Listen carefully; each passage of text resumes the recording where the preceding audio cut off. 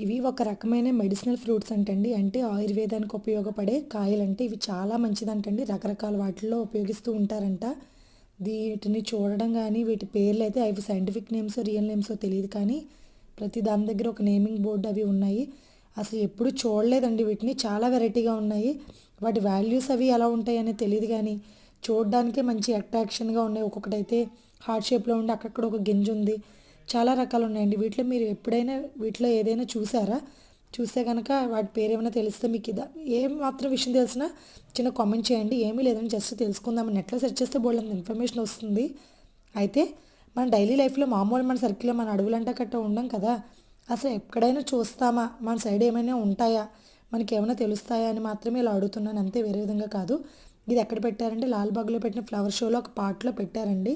దీని గురించి సంబంధించి ఫుల్ డీటెయిల్స్ కింద డిస్క్రిప్షన్‌లో పెట్టానండి, ఒకసారి చూడండి.